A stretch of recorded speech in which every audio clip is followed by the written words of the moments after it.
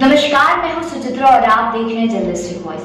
40 दिन के लॉकडाउन के बाद सरकार को ये एहसास हुआ कि मजदूर और दिहाड़ी जितने भी लोग हैं वो फंसे हुए हैं और उन्हें उनके घर वापस पहुंचाना चाहिए। इस पर सरकार ने ये नतीजा निकाला और ये फैसला लिया कि उनके लिए स्पेशल ट्रेन जारी किया जाए। स्पेशल ट्रेन जारी करते ही सरकार ने मजदूरों और दिहाड़ी से रिक्वेस्ट किया कि वो अपने घर के लिए इससे जा सकते हैं, और ना ही केवल स्पेशल ट्रेन बल्कि बसेस भी हैं जो कि उनके घर तक उनको पहुंचा रही है। यहाँ पर प्रॉब्लम एक बात पे हो रही है कि जब ये लोग घर के लिए जा रहे थे तो जितने मजदूरों और दिहाड़ियों का कहना है कि केंद्र सरकार ने जब इसका फैसला किया था, ये जब घोषणा सुनाया था, उन्होंने कहा था कि इसके लिए मजदूरों और दिहाड़ियों से कोई पैसा नहीं लिया जाएगा, यानी टिकट का पैसा भाड़ा उनसे नहीं लिया जाएगा।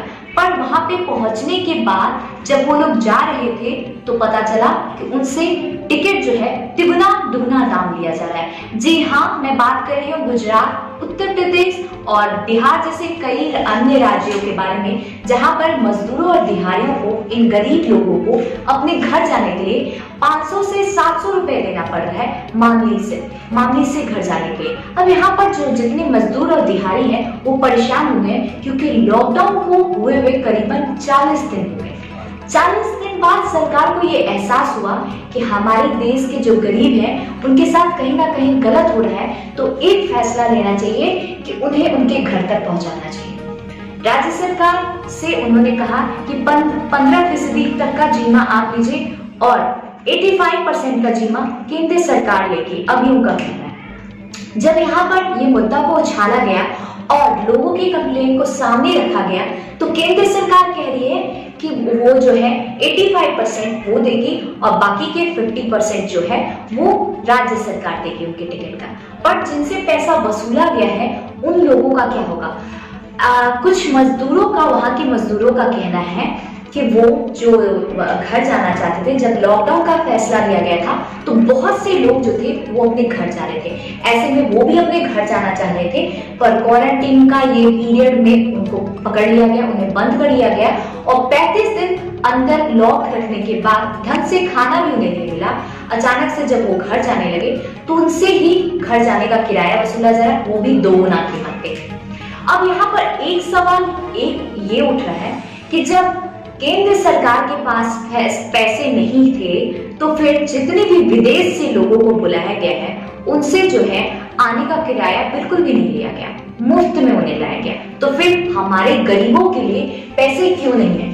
पीएम केयर्स फंड में रेलवे मंत्रालय ने जो है 151 करोड़ रुपीस दान में दिए हैं। तो यहाँ पर जब रेलवे के पास पैसे नहीं है तो फिर वो पैसे कहां से पीएम केयर्स फंड में दे रही है? दूसरी बात ये भी उठ रही है कि जब इनके पास पैसे नहीं है, अगर पीएम केयर्स फंड में जो वो पैसे दे रहे हैं वो कहीं अगर मजदूरों और दिहाड़ियों की मदद के लिए ही कर देते, ये कदम उठा देते तो बेहतर होता। लॉकडाउन का फैसला एक बड़ा फैसला है, एक बड़ा सवाल है, क्योंकि जहां पर आप पूरा लॉकडाउन का फैसला ले रहे हैं, ये प्रॉब्लम मजदूरों की नहीं थी।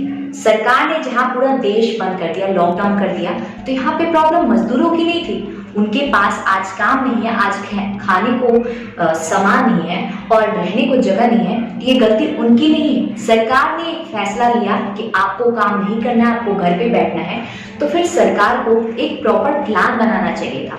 उनको ये ध्यान रखना चाहिए था कि जितने भी मध्य वर्ग के लोग हैं या फिर मध्य वर्ग से भी नीचे वर्ग के लोग हैं उनके लिए एक प्रॉपर इंतजाम करना चाहिए। वहां पर उन्होंने बिल्कुल भी ध्यान नहीं दिया।